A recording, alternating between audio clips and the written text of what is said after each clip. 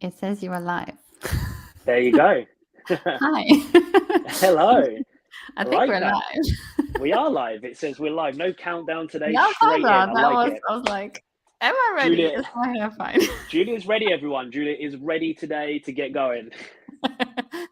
Who needs a countdown? It's for rookies. How are you, Shaun? Yeah, I'm good, thank you. I'm good. It's so funny. Like I'm in school holidays, so like the two boys are out today. So you think, oh, that's great. The two boys are out of the house. I haven't stopped, and I'm not going to until I pick them up. So like for me, it's completely irrelevant whether they're out the house or not today.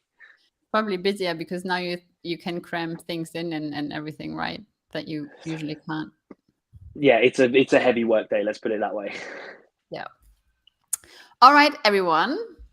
I hope you're well. We're back with another episode. I'm really excited for this one because it's all about fat spot reduction. How can you reduce fat in certain areas? Can you even do that? However, before we get to it, we always have like a magic question. And it was Shaun's turn last time to ask me, so now it's only fair for me to ask Shaun. And you always come up with some really good ones to call me out, don't you? So yeah, let's go. I'm super excited. You're a really bad liar, you know. Okay, I guess it's not. Well, I guess it is. So, I'm really curious. What is your opinion on enhanced people in the fitness industry who take things to help with their body composition, for example, like athletes and otherwise? Okay, so we are talking, in a sense, illegal substances, or not so illegal, just taking substances. Yeah. Yeah. My opinion. Okay, so if I'm gonna maybe just slightly sit on the fence a little bit with it, that if we're talking just general looks and aesthetics, hey, it's your body. You know the risks. You know the payoff versus the risks. It's completely up to you what you do with your body. When we're talking like sport, no. Like I played in sport and I've played against cheaters, and no, it's just not ethical. It's just you're not really gaining much of advantage anyway. But then when we're talking like I don't know if we can either say names on these type of things, but I'm gonna the Kiverling. If you can think of what I just said there, but basically he was advertising a natural look when he was completely unnatural. And most people knew he was unnatural, but he was advocating the carnivore diet. That's extremely misleading. We've got enough of that in the industry. I would just prefer people to say, yeah, I use it. So what? So what if you use it? If you're not trying to be illegal in sport, if you're just doing it for looks, just admit it. It's like even like if we go down to filters on pictures, there should be a watermark, in my opinion. Use a filter, but then here's the watermark just to show you that this is a filtered picture. So yeah, don't get me rolled up too much because we've got another topic to talk about, but I'll leave it there. I think that could actually be another episode for another day, probably, right? I think it could be, yeah. Okay, so thanks for that insight. That's all right. I'm just going to calm down whilst you carry on. It's a very touchy subject, isn't it? Yeah. Yeah. Anyway, so spot reduction is also a very touchy subject, and when we kind of came up with that that we're going to talk about it, I was like, I had to take a deep breath because I'm really. It triggers me a lot. Not in the sense of like people asking, oh, what can I do to like reduce my belly fat, etc., but more so others in the industry or wannabe industry people who come up with, here's your 10-minute ab workout, do this 6 weeks and you have a six-pack and the flattest stomach to earth, which is really dangerous in my opinion. It's very misleading, and I mean, look, we are in an industry where it's already very misleading and very daunting and frustrating because people set false, unrealistic expectations to general public, right? So now having then people with like, I don't know how many followers telling you, oh, just do this for 6 weeks and you're fine. You know, in my opinion, it does more harm than good. Yeah. Yeah, like if we look at it in that sense, like either like workouts or workout style products, Cristiano Ronaldo did not get a six pack from using the six pack pulse machine. There It is is not a way. Not like this guy is like, it's a bit of a shame because he is, you know, an elite athlete, but money talks in terms of like those products. You've either got two things. You've got people that have been paid to sell the products and the money is too good to turn down. You know, everybody has a price. And the second one is the people that do like the fat loss, shred, burn workouts. It's a sales marketing ploy. That's all it is. It's just an enticement just to get you in to do the workout so that they get loads of views on YouTube. Then they can start monetizing their account. And then they can sell this other product. It's a spiral effect. And unfortunately, there are people in the industry that are just purely money driven. It is a huge financial industry. It's huge. billion. Yeah. But like Cristiano Ronaldo, unfortunately, doesn't care if Suzanne bought that six pack thing and it didn't work. Like, he doesn't care. I know he might be a nice guy to some, but that's what we're dealing with. Yeah, and I mean, look, kudos to him because he actually pushed away Coke and like, as in the drink. yeah. I don't know about any other stuff, but yeah. Anyway, none of our business, but you know, saying drink more water. So I did like that. But yeah, it's we look up to people, or general population looks up to people who literally get paid to work out 6 hours a day for 7 days a week. And it also comes down to like, oh, we all have the same 24 hours. We don't. Like, we do, but we don't all have the same resources, right? So it's very important to know that when you look at people in the fitness industry, at you know, athletes, high performance, anyone, they have different resources. It's literally Shaun and my jobs to kind of look a certain way, you know, to spend a certain amount, you know, in the gym to look after ourselves because we want to be a good example for our clients, right? Does that mean you have to do the same routine that we do? No, you do a routine that suits your lifestyle. When you look at other fitness influencer, and I put that in quote because I really just don't like the term influencer. I think it's very, you know, bad. But to put it nicely, don't hold back. Don't hold back, Julia. I got told off when I swear at the first episodes of this try to be on my best behavior. But but yeah, you know, it's literally they get paid to look a certain way. You know, if you look at especially athletes, people in sport, that's their job.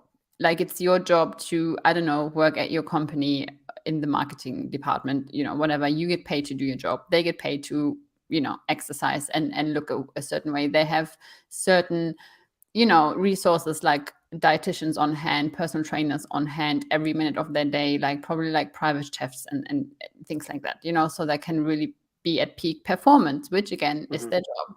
Is it always healthy? No.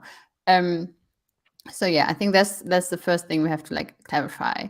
And then also, if we kind of go a little bit away from like athletes and really look at quote unquote influencers who have millions of followers on YouTube, for example, or Instagram, who, you know, put out these home workouts, which, look, by all means, they might be coming from a place of good intentions. I always hope, because I still believe in the good in people. However, unfortunately, you can't, you know, get a six pack in 6 weeks. You can't just spot reduce your fat on your belly. Like, that's not how it works. Yeah, but just, you know, where you said there, like about the workouts, but then you also said about our routines. I'm in a better place today, older, not an athlete anymore, by doing less workouts, in a sense, intense workouts, more focused and more active in my daily life.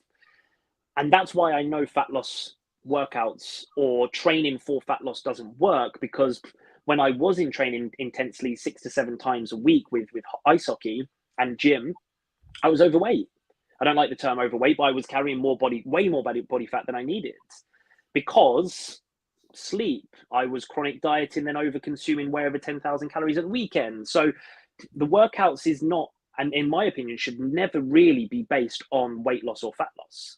That's just a lower down tier to your well-being, your physical strength, your muscle build, your confidence. Those should be the priority. And fat loss is a byproduct of a calorie deficit. So if you're overeating because you're training too hard, it kind of defeats the object of your workouts. Yeah, recovery is literally so important. It's like the most underestimated thing people can do. And, it's, working with clients as well. You give them a plan and say, okay, here's like 2 or 3 sessions a week. Here's like 5, maybe 6 exercise per session. And they look at you, but can we not include, I don't know, whatever, 100 burpees at the end and do like 3 more like things of that and this and the other. And more, like I always say, more isn't better. Better is always better. And just because you do more doesn't mean it's more efficient. Yeah. So it really comes like down to basics. And like you said, it's like, don't use like exercise to lose fat. It helps, but you can exercise all you want if your nutrition is still shit and your sleep is still non-existent and your stress levels are through the roof. You can have the best, you can literally copy Ronaldo's training plan and you're not going to get anywhere. Exactly. And the swearing holding back didn't last very long, did it? It did not. We got to about 12. We got to 12 minutes. Who am I even kidding? No, I had good intentions. Yeah, it's the nail on the head there. Like, training should be intentional and not kind of in pursuit of a weight outcome. There is so many extremely beneficial reasons why you should exercise. It's one of the most powerful things in the world to fight against like depression and anxiety. Literally, you read up anything, any ailments or anything, exercise is on there. But if you're over consuming calories because you haven't got your nutrition right or you're training too hard, HIIT can induce your hunger hormone. It kind of defeats the object. So it is a difficult topic. But Julia, if I was to come up to you and I'm like, Julia, I got this here and pinching this, what exercise gets rid of that? Can you tell me what exercise I could do to get rid of that, please? There's no exercise. What? Like sit-ups? Can I do sit-ups? So I would say because I like to keep it real, right? Yes, we can, with training, target certain parts of the body more than others to kind of, make the appearance more toned. I put that in quotes because it's not a thing. However, you can do literally 300 sit-ups every day. But again, if your nutrition is not on point, 300 sit-ups a day will not actually like do anything. If you're still over consuming calories, yeah, you might get a little bit somewhere, but not really. So when we look at fat loss, we need to, unfortunately, look at nutrition and food and energy balance. And yes, I can give you a great core workout. And by the way, whilst we're on this topic, quickly, like detour, people are so obsessed with doing sit-ups all day, every day. If people would just do their other like lifts and exercises properly and use their core while they're squatting and deadlifting and, even doing a shoulder workout, you would not need to do 300 sit-ups at the end of every workout. Yeah. There's so many better exercises. I'm a big fan, like the ab wheel. It's hard, but it's good. Hanging leg raises, also. Yeah, but they're quite advanced, They're very advanced things. They can be made simpler though. They can be with the right coaching. Yeah. But yeah, like the thing is with like building muscle, you'll find you'll get better benefits in things maybe like the legs. By building muscle, you'll see a better change there as the muscle grows, that you'll see a bigger change. Whereas where we hold most of our excess body fat is around the stomach, can be hips, But most of the time it's around that core area. Why? Because obviously we all have our vital organs around that area. It's a safer place to store it and protect ourselves. But what we need to understand is, if we do not create a calorie deficit, which is our energy expenditure, there is no need for our brain, our body, to burn fat for fuel. If we're giving it enough nutrients, there is no need for any excess areas to be utilized as that excess fuel reserve. So you doing 300 sit-ups and hitting maintenance level of calories or over consuming, your core might be getting stronger, you might be getting better at sit-ups, but fat loss won't be present. There is no need for your body to burn excess body fat for fuel. There's no need. Yeah. We do have a question, Lee. We're gonna get to that in 1 second. Yes, absolutely. Absolutely right. Yes. And I also to be honest, I'm not a big fan of sit-ups.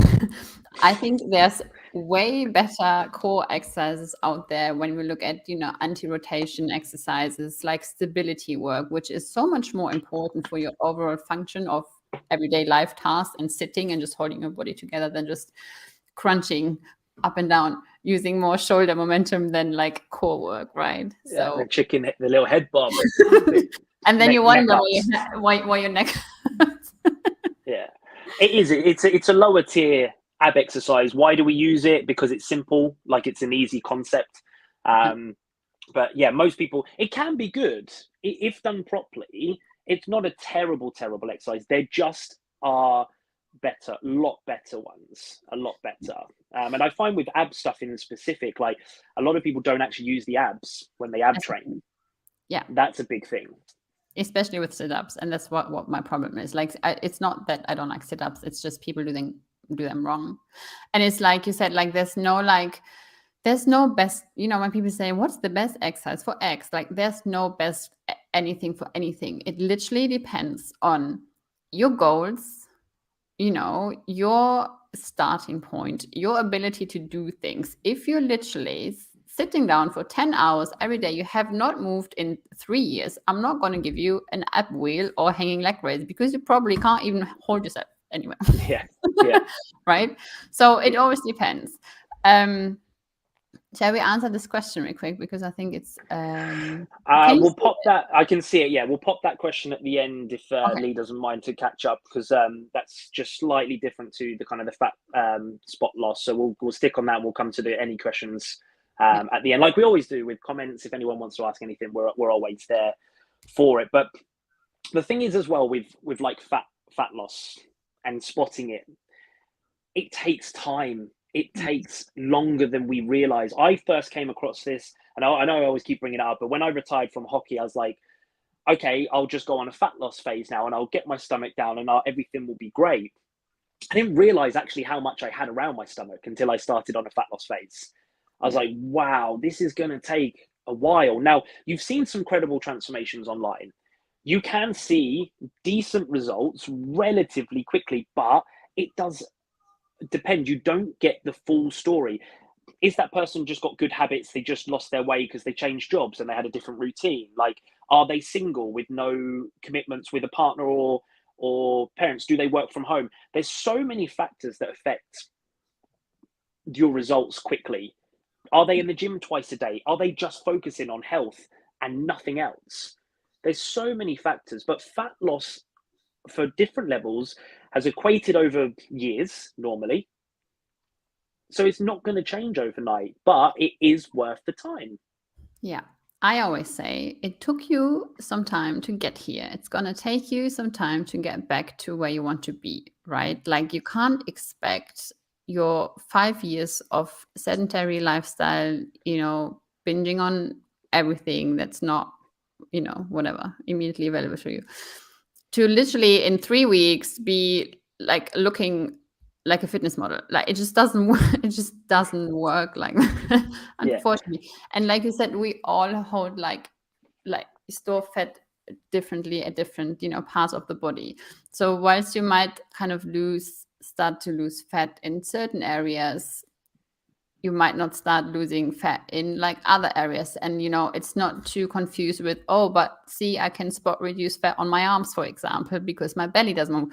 it's just it just easier for your body to let go of fat on your arms. And because especially for women, we are, for whatever reason, put on this earth to have the only reason to be alive is to bearing children. And so this is why Oh no!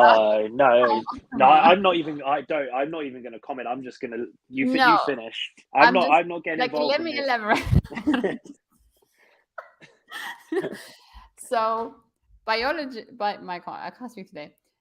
Our anatomy is obviously built around building, producing babies. So this is why, we store fat more around, we have that little tummy, like lower tummy thing that everyone always gets rid of. Like, you can't get rid of. It's literally your organs. Yeah. That's why we store, fat differently than men, for example, because we are supposed to protect the baby that's not even there. Right? Yeah. But that's just how it is. So it's just becoming more understanding of how the body works, why it does the things it does, why maybe it sometimes doesn't, and why it takes you a little bit longer. Also, genetics play a huge role. If you are chasing a six pack, I want you to understand that not everyone can actually build a six pack in a way others can, no matter how many sit-ups you're doing. If your genetics are not really kind of laid out for that, you might not see as an effect as you see on others who are genetically blessed with a great, core. But to be honest, most of you probably don't want a six pack. No, You don't. I You don't. don't want to have to do like it's the people. There's some people that are genetically gifted in that sense, but others like go to some dark places or extreme levels of work to achieve it. Most of you just want to be leaner. Six Yeah. pack's kind of like a nice added bonus if you get it without the hard work. Like it's a difficult thing to achieve, and ultimately, I don't think for most people don't necessarily need it as a goal if it is one. But hey, if you do have it as a goal, fantastic. Just make sure you don't lose it 6 to 12 months later. Yeah, and just make sure that you understand that having six pack does not make you a happier human being. It like literally doesn't. And I always say to people who come to me or whatever and tell me about their goals, are your goals, do they fit within your current life situation? Because I'm all about aiming high and wanting great things for your life and yourself. However, if you set yourself up for failure, it's not actually going to do any good. So if you do have a goal, like I said, I want to get super ridiculously lean and like try and achieve a six pack, okay, fine.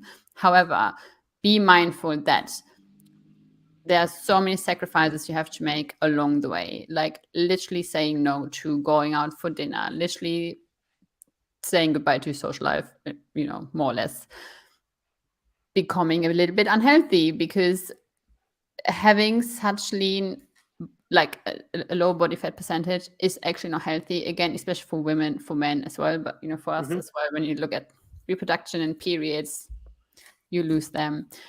For men as well, sex drive literally is non-existent, which is not a good thing, by the way. No, need the mojo. You need your daily Not mojo. just for your partner, but just as an indicator of health, actually. Yeah, it's a huge indicator. It's a huge indicator that something's not right. Like it's an imbalance off in your body, and this is why dieting is not. It isn't just about weight loss. There is a lot more to it. Your daily energy, your moods, like you said, your libido, your production at work. Like there's so much more to it. Whereas so many people live in the diet mindset every single day, yet their body doesn't, because we have binges and overconsumption. And that's where the mental element becomes in, because we've touched on workouts and nutrition, but it's decades of bad habits, decades of bad relationships built with food, the environment you got brought up in, or at school people used to laugh what you picked at lunch, so you stopped eating. Like there's so much more to what you need to fix than just like, okay, well, I've probably been a bit greedy, so I should stop eating as much food. Like if only it was that simple. People always say, "Oh, just eat less, move more." It's just in theory, yes, but in In theory. it's just not. But I have come across some clients that have been a simpler fix because they don't have the terrible bad habits. They might have just lost their way or change of job, change of routine. So then it hasn't been too bad to get back up because they got brought up on, better habits or whatever, or not so much psychological concerns. But that's been few and far between. I've had to work with a lot more clients that have decades of relationship with foods wherever they've come from. So that's more so what people will have to deal with is the relationship side of it, rather than actually whether they should be doing sit-ups or not. And that's the thing, right? Like, you are so unique, and your position and everything else that comes with it is so unique. So the worst thing you're special, Shaun. Oh, not me. Oh, the audience. Sorry, I thought you were talking about me. Oh, what audience? Anyway, you're also special though.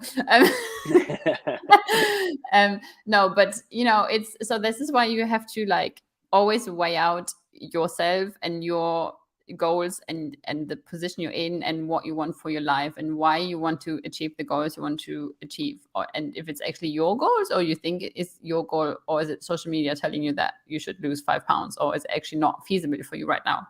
Because maybe I have many clients who we shift from weight loss to stop looking at weight loss and fat loss and the numbers on the scale and aesthetics too, because they're so damaged from all this like diet industry and what have you, and like low calories and all these like I'm not going to name and shame Weight Watchers principles. That now we need to start looking at, okay, what is going on, where we at, how did we get here, and how can we get out of this? Because I promise you, the worst thing for you to do is diet when you are in a bad headspace with yourself, your body, and food. And it's probably the worst thing you can do is to want to lose some weight or fat or, all of these kind of things. So I would really highly encourage you to start looking a little bit more on the inside. Yeah, well, that's really interesting because I started a new book last night called Gut Feelings by Dr. Will Cole. Saw him on Stephen Bartlett's podcast, and he has a topic called shameflammation. And it's kind of what you were saying there, is that we live in shame, right? Like, oh, that was naughty, I shouldn't have done that, that's bad, or I skipped a workout. And he said the shame that we put on ourselves actually increases inflammation in the gut, which actually causes a lot of chronic illnesses. I've only just dabbled in the first bit, so I won't kind of try to elaborate too much, but the shame element hit me straight away. You see it daily. That was naughty, I cheated, that I was bad last night. That causes more damage than actually what you did. So if you had 3 glasses of wine and you didn't plan it, the 3 glasses of wine isn't the problem because it's just 3. If you had 3 your whole life, you would be malnourished and skinny. And it's the shame that you put on that relationship with the 3. That's the area that needs work. And that takes time. It takes a lot of change because somebody told you, oh, you're drinking again, or really, you're having that size portion, or should you be having that? It gets in the system very, very quickly, and this stores an awful lot, whether it's good or bad. Yeah. I used to have an ex-boyfriend like a decade ago who I was eating a biscuit and he was like, are you sure you want to eat that?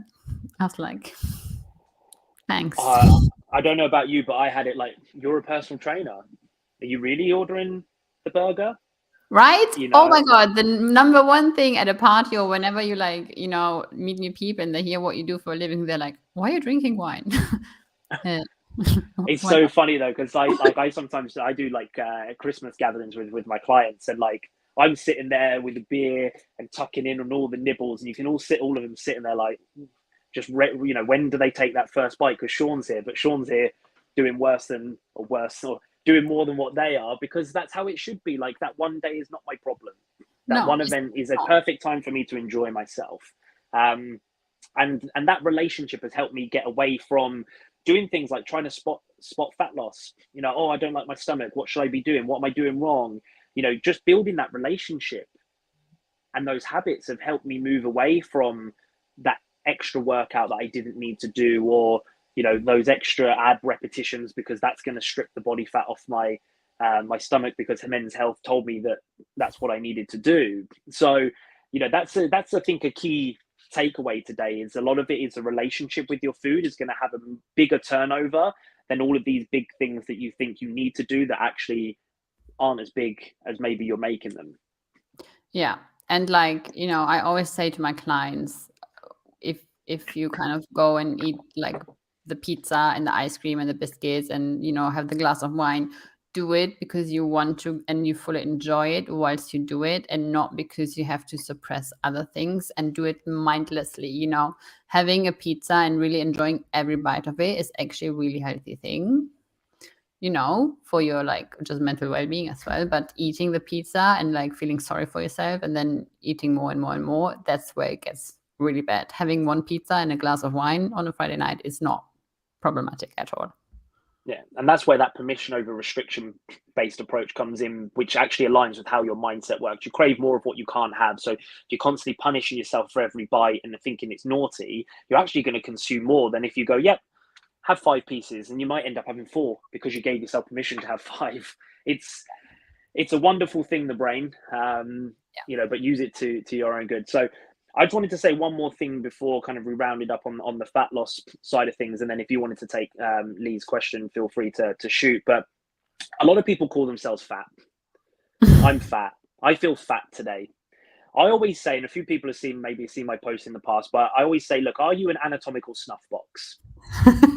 And most people don't even know what that is, but it's something around here in your, get my angles right, something around here. That's your anatomical snuff box. Okay, it sounds funny, but no, you have one just the same as you have fat, but you're not an anatomical snuff box. You're not fat. You just have it. You might have more than you want, and that's okay, because as long as you're doing something about it, your time will come. But to start labeling yourself as a fat person, as feeling fat, it's not healthy. It's not healthy, because you're not. You're a person. You're Julia. I'm Shaun, and we got Lee asking a question here. It's time to stop labeling yourself as fat. You're not. It doesn't make you who you are. The language you use for yourself is so important, and it's the most important thing you have to work on before you work on everything and anything else, is how you talk with and about yourself. And if you say things about yourself that you wouldn't say about your friends, stop it right there and give yourself some more grace, and really practice kind of, self-affirming words and have good positive affirmations. It's not woo-woo, it's actually science behind this. Your brain and your subconscious always listens. So if you say, oh, I'm an idiot, I'm fat, I'm this, why did I do this, blah blah blah, your body knows, and it's going to make everything that much harder to work on. So there you go. There's Julia's top tip to take away, is use positive affirmations, because you'll be saying stuff negatively every day as an affirmation and you may not realize it. So start catching and correcting, and start changing it into more of a win, a celebratory thing for your affirmation wise, because you will drive forward more on that than you will on the negative. So just because we are putting these on audio as well, I'll quickly read out Lee's question and then for you, Julia. But does recovery play an important role for different exercises? Okay, so he's given an example there of how much he is training. You can see on there, and he also mentions that 3,000 calories is what he's on. So does recovery play an important role for different exercises? I'm assuming he says like intensities or different movements, or is it kind of like a generic recovery? First of all, I have a question, Lee. Why are you working out so much? This is a lot. So just in summary, you gym 5 times a week, cycle 3 times a week, run twice a week, and swim 5 times a week. I would say, first of all, don't do that. Is a lot that you do. I think it is more, if you look at it as well, I think that is more of a triathlon base. I do believe Lee does. Yeah, Ironman. There you go. You need to clarify that. I'm thinking you're like a normal human being. So if you train for an Iron, please go ahead. That's why I think that's why it's there. So obviously, if he's asking about recovery, maybe maybe because he's putting there, he's losing weight. So Yeah. there's Okay. the, So yes, up your calories, please. Your protein as well and your carbs. But yes, recovery is huge, especially if you're training for an Ironman and if you do that kind of, volume of just everything.